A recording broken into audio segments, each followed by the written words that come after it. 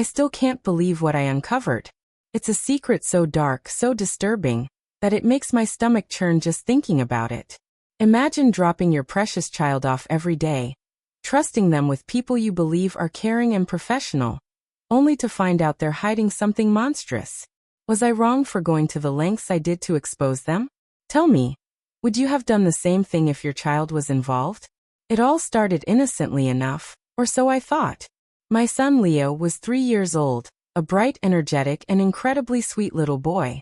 He loved playing with his trucks, building towering block structures, and most of all, he adored his teddy bear, Mr. Snuggles.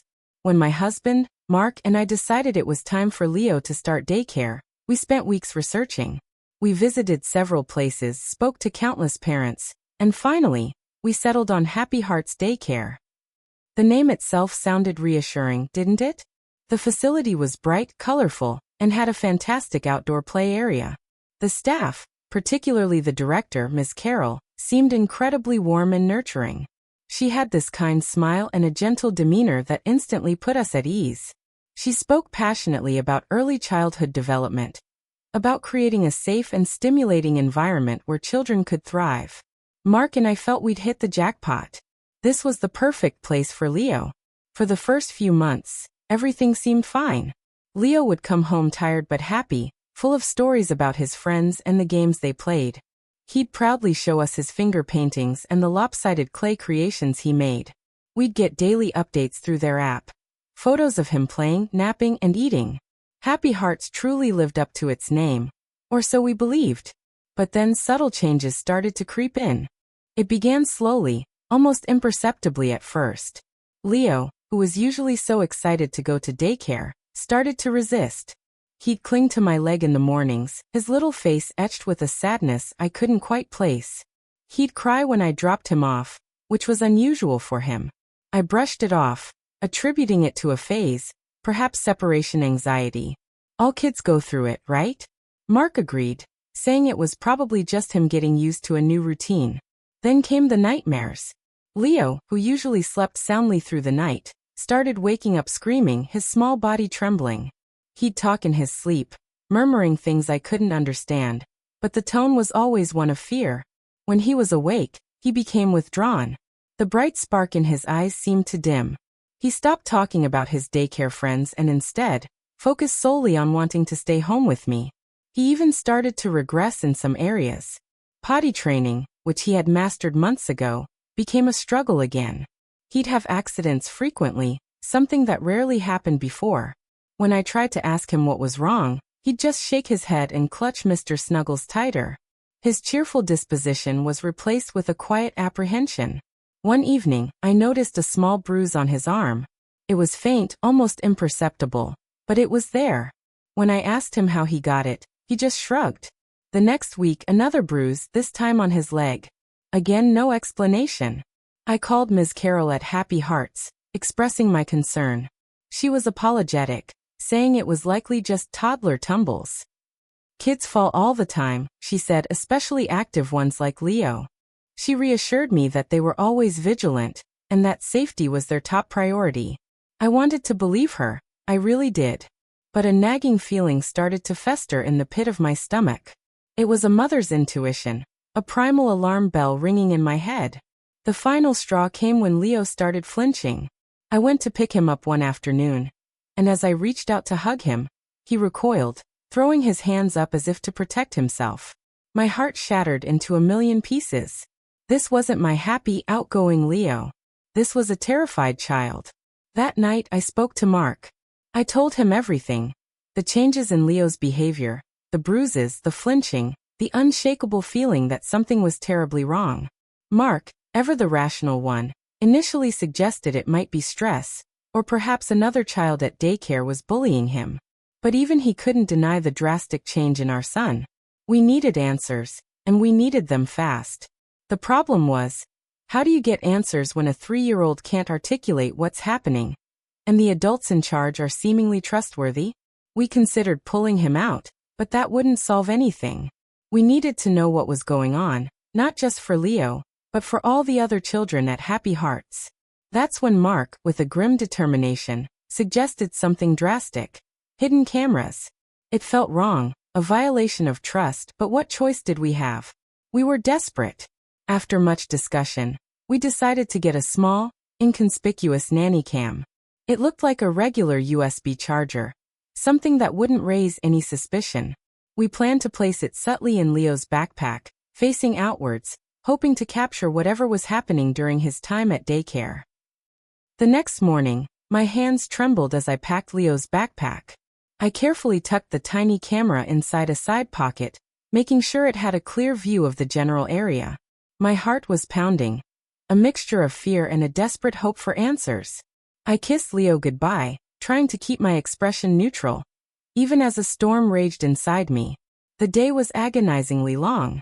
Every minute felt like an hour. I kept replaying Leo's changed behavior, the bruises, the flinching. Had I been naive? Had I missed obvious signs? The guilt was crushing. When Mark picked Leo up that evening, I practically ripped the backpack from his hands. We rushed home, bypassing dinner and bedtime routines, our eyes fixed on the task at hand. We uploaded the footage to our computer, our breaths held tight in our chests. The first few hours of footage were mundane. Children playing, teachers supervising, mealtime. Nothing seemed out of the ordinary. My initial fear began to wane, replaced by a flicker of relief. Maybe I was overreacting. Maybe it was just a phase. But then the scene shifted. Leo was sitting alone at a table, drawing. The main teacher, Ms. Brenda, a woman we had always found to be rather stern, approached him. Her back was to the camera, so we couldn't see her face, but her body language was stiff, rigid. She leaned over Leo, and we saw his small body tense. He visibly shrunk back. Her voice was low, muffled, but the tone was undeniably harsh. Then she snatched his crayon away forcefully. Leo's lip quivered, and tears welled up in his eyes. He reached for another crayon, and that's when Ms. Brenda grabbed his wrist, squeezing it tightly. Leo yelped in pain. It was quick, almost imperceptible if you weren't looking for it, but it was there. She then pushed him gently, but firmly, away from the table, telling him to go sit in the corner. Leo, tears streaming down his face, stumbled towards the corner and sat down, clutching Mr. Snuggles, his back to the wall, his small frame trembling. My blood ran cold. We watched more. We saw Ms. Brenda ignore Leo when he tried to ask for help with a toy. We saw her speak sharply to other children who were crying, telling them to be quiet, rather than comforting them. We saw her confiscate toys without explanation, creating a climate of fear and anxiety.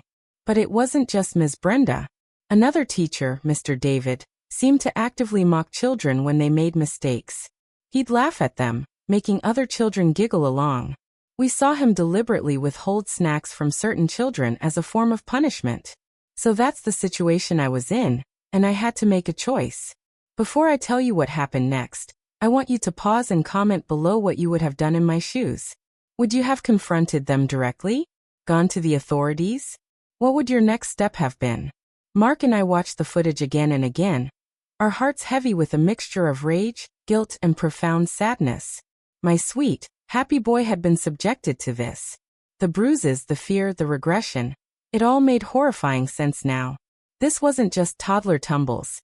This was emotional and at times physical abuse. This wasn't a daycare. It was a place of cruelty disguised as care. We gathered all the video evidence, time-stamped and categorized. We knew we couldn't just confront them. They would deny everything, and without concrete proof, it would be our word against theirs. We needed to go to the authorities. We contacted the local child protective services and the police department.